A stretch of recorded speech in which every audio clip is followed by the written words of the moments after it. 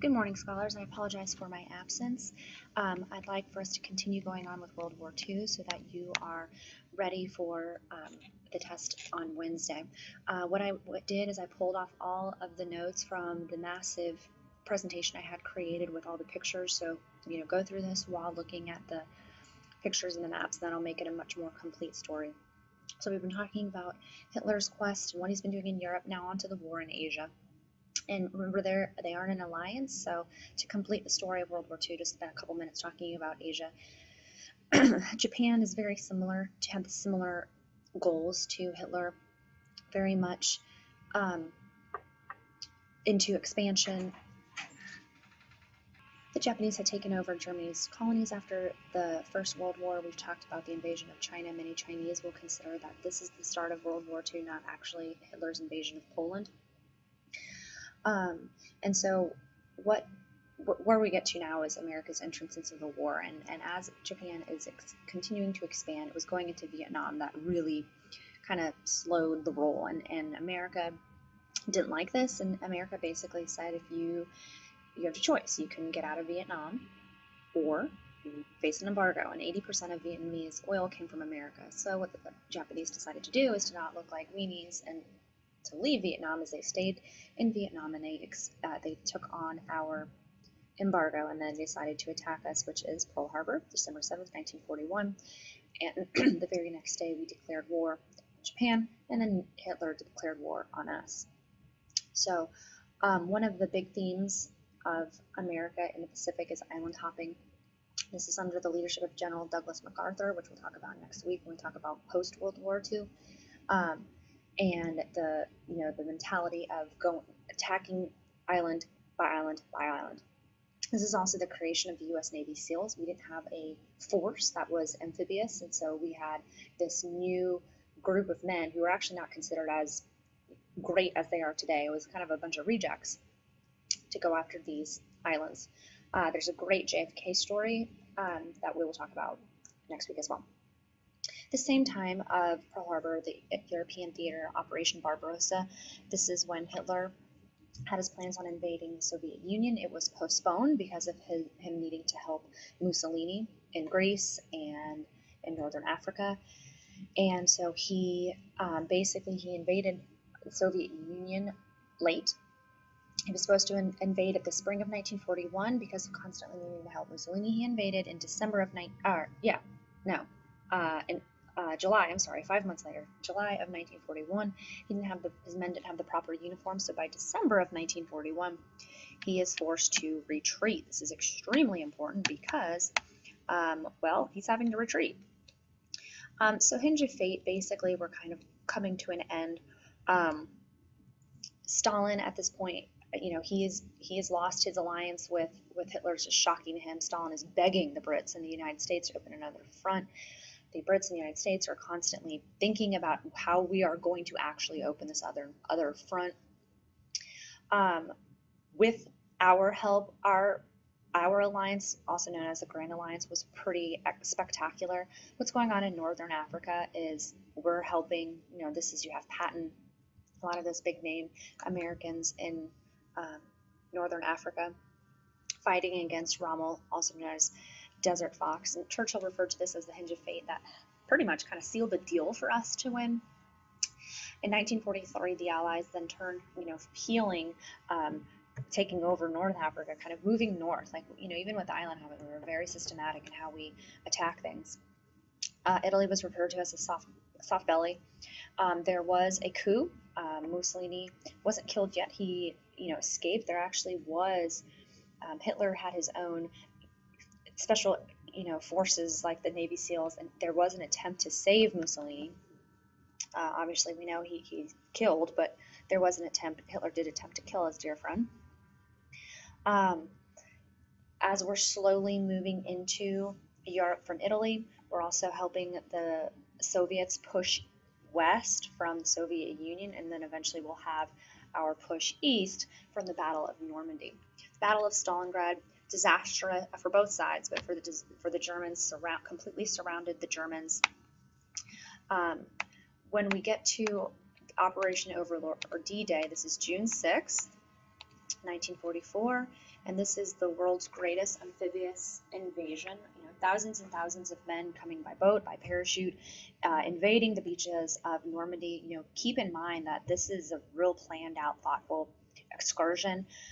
Our Navy SEALs, for over a year, had been testing the sand, trying to figure out what was going to happen. This is also that Atlantic Wall we talked about last week. Soviets are pushing in, we're pushing in. There's a typo. January 1945. I do apologize. Hitler went underground into his bunker. This is the movie I told you about, Downfall. It's a great movie. I highly recommend it. And all the while, remember we talked about totalitarian dictators, propaganda. It's still going on. He's encouraging his men to keep on fighting. April 29th, Hitler married Eva Braun. April 30th, Hitler and Eva committed suicide. May 2nd, Mussolini, like I said before, although he was temporarily saved, he was shot, he was hung. And May 7th, Germany surrendered, and May 8th is VE Day. There's not an E Day. This is Victory Day for the European front because there's still fighting going on in the Pacific. So at the same time all of this is going on in April, where everyone's getting married or killing themselves, FDR died. And Truman was the next president of the United States.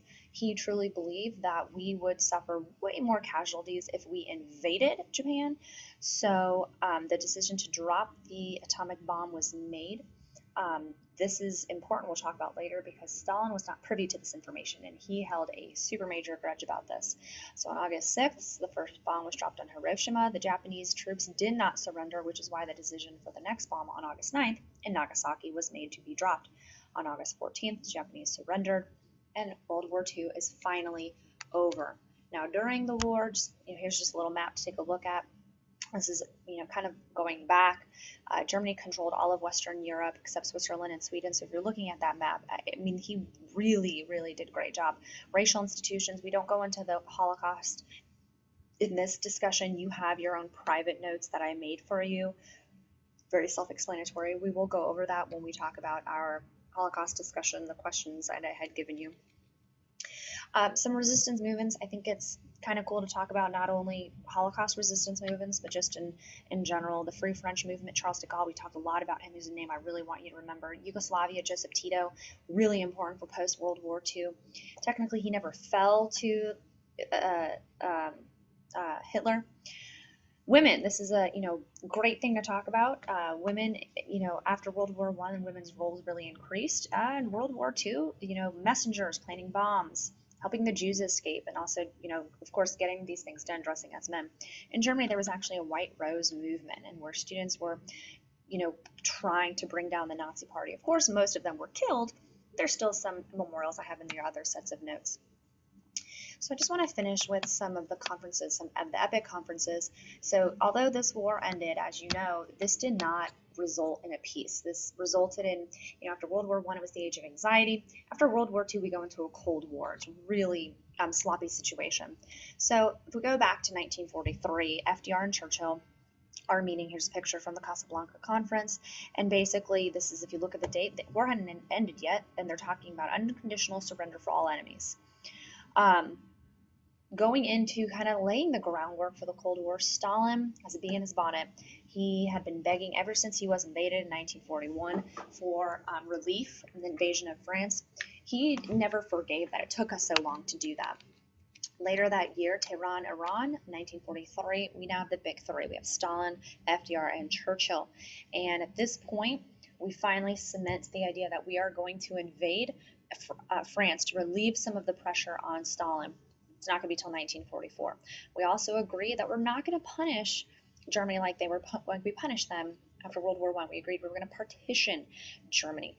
Stalin also here promised to help us, and this also is going to be really important because he's saying, man, I'm going to help you. Whatever you need, I'm going to help you.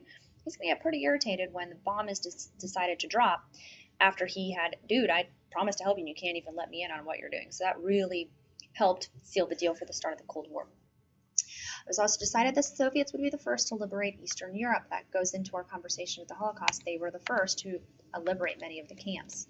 Yalta, 1945. So basically, this is the end of the war. So Stalin agrees to this liberated Eastern Europe. with democratic governments. They also agreed to the formation of the United Nations. Germany will be divided into 4 occupied zones. We'll talk about that next week. The FDR accepted Soviet control over Mongolia, Kurili Islands, Pacific Islands.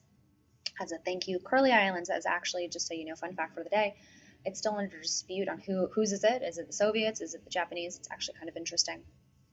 A lot of historians really consider this today as kind of a blunder because this is leading into the Cold War, but at the time, it was it seemed like a success. Again, paving the way for the end of World War II. Again, kind of really emphasizing on the Soviet Union and the United States at this, our point of view. We had one thing in common, and our thing in common was Hitler. So when Hitler's gone, this there's nothing that we have in common, and so all we can really focus on is what we don't like about each other. Stalin's pissed off about us not invading on the West. He's upset about the Lend-Lease Act, that we didn't help the Soviets. However, we helped other countries. Is that our secret desire of keeping the Soviet Union weak? Also, with the Yalta, I just mentioned before that Stalin promised that he was going to, once he liberated Eastern Europe, he was going to let him have democratic governments. But this is the exact opposite, as he has many times puppet governments. Little Stalin, Petra Groza in Romania. Little Stalin is his nickname. I wouldn't call that democratic. Finally, the Potsdam Conference, and this is the final one. This is a huge cloud of mistrust. Even if you look at their body languages, it screams, yikes, something's up. This is the meeting that Truman decides he's going to drop the bomb. This is also the meeting that Truman has this power he knows Stalin doesn't, and it gives him that confidence to, like, I'm better than you, and he gets really rough and tough with Stalin at this deliberation. Also, of course, with the decision of dropping the bombs, Japan's future is utter disaster. As we finish World War II, starting next week, we will go into the Cold War. Thank you very much.